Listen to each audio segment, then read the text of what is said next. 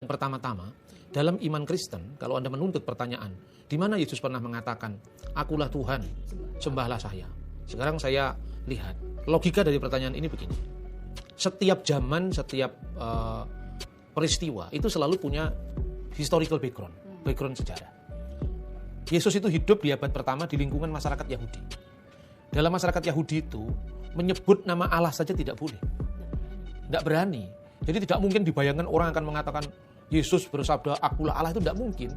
Tetapi orang sudah tahu apa yang dimaksudkan Yesus ketika dia mengatakan, aku dan Bapa itu adalah satu. Yesus tidak menolak penyembahan Thomas. Ketika Thomas mengatakan, ya Tuhanku dan Allahku. Ho kurios mau, ke hoteos mau. Bagi orang Yahudi pada zaman Yesus, ketika membaca Shema itu adalah kredo atau syahadat Israel. Itu disebutkan dalam kitab Taurat, kitab Devarim atau kitab Ulangan, Shema Yisrael. Tertulis di situ, Yod, He, Waw, He, Yahweh. Tetapi tidak akan pernah dibaca. Orang Yahudi begitu membaca kata Yahweh, dia baca Adonai, Hakados Baruch-Hu. Dikuduskanlah dan dipujilah namanya. Maka ketika Yesus dituntut mengatakan, akulah Allah, sembahlah aku. Tidak akan ada. Memang itu kan bukan budaya Israel. Tapi pertanyaannya gini, ini logikanya Pak Jagir naik ini. Pertanyaannya gini, kalau seorang tidak mengungkapkan secara eksplisit, bukan berarti itu tidak ada. Sebab kalau Anda menuntut di mana Yesus berkata, akulah Allah, sembahlah aku. Sekarang saya ganti bertanya, di mana Yesus pernah berkata, aku bukan Allah dan jangan sembah aku. Sama-sama tidak ada.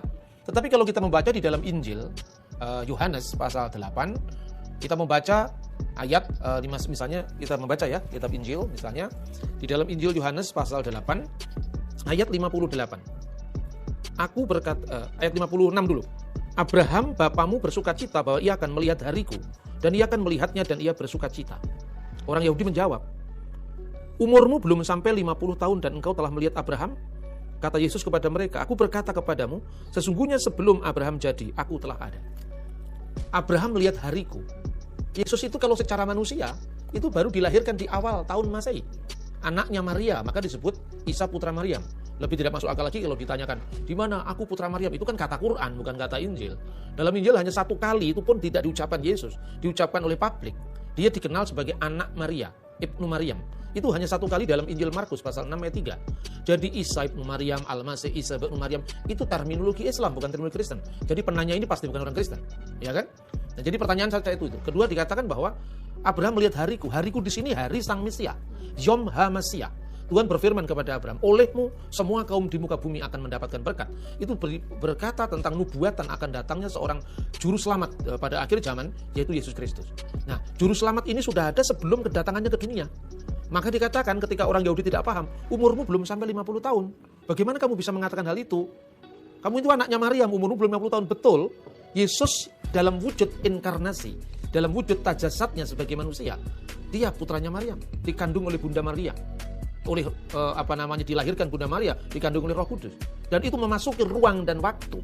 Tetapi sebelum Yesus datang ke dunia, dia sudah ada. Maka dia mengatakan, ini di dalam Alkitab bahasa Arab menarik sekali dikatakan, al-haqqo aqulu lakum qabla ayyulada Ibrahim annaka inu. Sebelum Abraham itu ada, aku sudah ada. Lalu gara-gara kata Yesus seperti itu, orang Yahudi mau merajam batu. Kenapa mau dirajam batu? Ayat 59. Lalu mereka mengambil batu untuk melempari dia. Siapa yang wajib dirajam batu dalam hukum Yahudi? Mereka yang menyamakan dirinya dengan Allah. Dianggap menghujat. Itu dianggap menghujat. Penghujatan ini dalam hukum Taurat itu dilempari batu. Kalau Yesus tidak menyamakan dirinya dengan Allah, tidak akan dilempari batu. Ini cara membaca Alkitab secara cerdas. Bukan membaca Alkitab hanya dibaca harafiah. Itu satu. Dan yang kedua yang penting, dalam konteks apa Yesus disebut sebagai sudah ada sebelum Abraham? Karena pembahasannya Abraham, maka dia mengatakan sebelum Abraham jadi, aku sudah ada. Aku sudah ada sebagai apa? Aku sudah ada sebagai Logos. Logos itu bukan dari filsafat Yunani, ini terjemahan Septuaginta, Alkitab Taurat di dalam bahasa Yunani tahun 300 sebelum Masehi di Alexandria, namanya Septuaginta, di mana kata davar Elohim diterjemahkan Logos to Theo. Makanya dalam Injil Yohanes dikatakan enarsin holokos ke holokos en prostonteon ke theos en holokos. Pada mulanya adalah kalimah, pada mulanya adalah firman, dan firman itu bersama-sama dengan Allah, dan firman itu adalah Allah. Sebagai firman itulah Yesus sudah ada sebelum Abraham.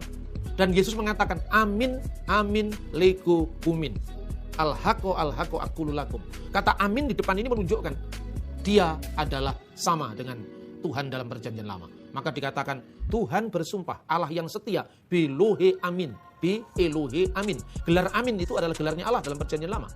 Nah, kemudian sebagai apa Yesus disebut sebagai Tuhan itu bukan dalam kemanusiaannya. Orang Muslim juga percaya bahwa Al-Quran itu firman Allah yang kekal, ya kan? Tetapi kan ada wujud nuzulnya, yaitu kertasnya, huruf Arabnya. Kalau Al-Quran dikatakan firman Allah dan firman Allah itu kekal, ketika kertasnya terbakar kan bukan berarti firman Allah rusak.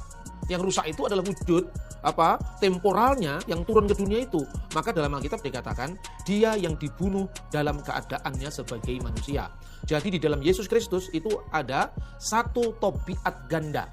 Satu mia pesis ya. Mia pesis tonteon logon sisarkumeni.